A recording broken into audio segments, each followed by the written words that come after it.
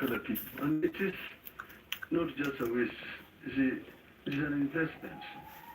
Because when you do this, the people, I mean, in the rural areas particularly, the purchasing power of these people go up. The shops in the rural areas can now do big business. So the economy, the rural economy itself is stimulated through this amount of money. This is like an economic stimulus program. It is not just a waste. With an equal effect. Yes. My final part on this particular question is currently the government has a program called the Inua Jamii, which is a cash transfer program to the elderly, to persons with disability, severe disability, and to vulnerable and orphans. So is this a similar program? Are you going to scrap the Inua Jamii program, or are you consolidating the Inua Jamii program and just adding from 2,000 shillings to 6,000 shillings? If you go into the records, you'll find that I'm the one who launched the Inua Jamii program in Mombasa when I was Prime Minister. It was really our idea to help the elderly people and also the people with disabilities and so on. Those are people who are not able to really fend for themselves. And it was capped at 2,000 shillings.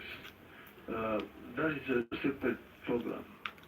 These are the other group of people. Some of them, those other ones may also be included in this group. But this is over and above the Inua Jamii program. This one here is targeting those specific families who have been profiled by the National Bureau of Statistics. Okay. Well, for me, it's a good thing you've spoken about corruption, and I believe Honorable Marlin can just speak up after him, because this is a docket that directly translates to you. Now, corruption is a big thing, as the One Kenya Coalition has spoken about. I believe it formed the premise upon which you added that extra docket of the Justice and Legal Affairs to the Deputy President when you were mentioning.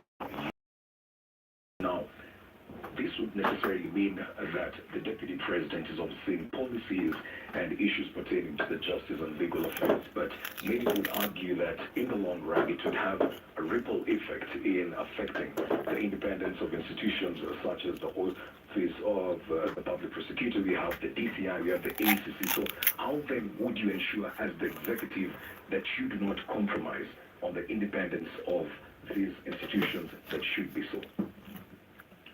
Coach is going to talk to you about the details. Yeah. But let me just tell you that we have one government. And the government now consists of three arms. You've got the executive, you've got the judiciary, and you've got the legislature. All these three arms are interdependent. If one is not working properly, efficiently, it actually affects the other arm of the government. See, so it is necessary, therefore, for these three arms of government, in spite of the independence, to also see the interdependence of them, because they are all providing services. The executive cannot perform its work. The judiciary is working. You see, if the judiciary is working, it actually affects the executive. See, when you are talking about the criminals, and if these criminals are arrested, then they are taken to court, and then they are released, because they become a drug of society. Because in many cases we had a criminal who was killed, or was threatened to kill. I think it just happened last week. He's taken to court, he's been given bail, he comes out and goes and kills his mother. So something is wrong somewhere. This must be addressed.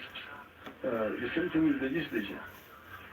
If Parliament is the one that passes the laws, the executive will implement the laws which Parliament has passed. They use those laws to govern the country. Then the judiciary interprets the laws and to see that the laws are being implemented, they're not being violated. But if the legislature makes wrong laws, then the executive also work is affected. So there must always be a kind of cooperation. I think people are pushing this word so-called independence too far, as if we are in different countries. So you've got, like, for example, independent, you've got these commissions that we set up in the Constitution.